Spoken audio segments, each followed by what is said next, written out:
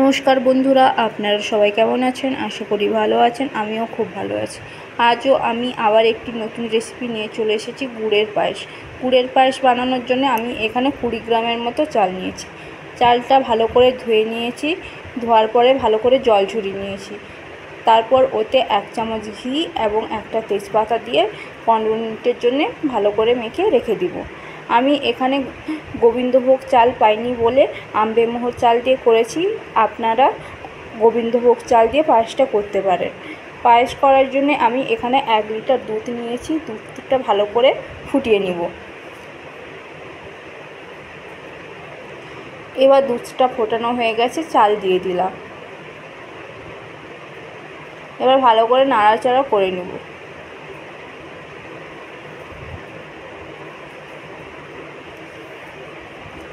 ওই দুধের মধ্যে 4টে এলাচ দিয়ে দিলাম। এলাচ দেওয়ার পরে ভালো করে নাড়াচাড়া করে নেব। এলাচটা দিলে গন্ধটা ভালো আসে। আমি এখানে চালটা দুধের মধ্যে আধা ঘন্টা মতন ফুটিয়ে নিয়েছি। এবার চালটা সেদ্ধ হয়ে গেছে। সেদ্ধ হয়ে যাওয়ার পরে আমি সামান্য চিনি দিলাম, কারণ আমি গুড় দিয়ে করব বলে। এবার আমি কাজু কিশমিশ দিয়ে দিলাম।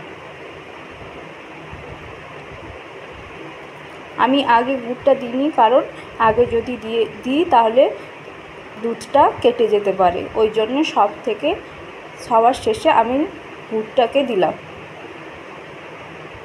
গুড় দিয়ে ভালো করে নাড়াচাড়া করে 5 মিনিটের জন্য ফুটিয়ে নিব।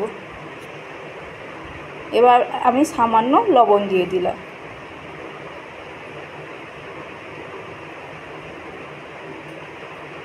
এবার আমাদের পায়েস রেডি হয়ে গেছে।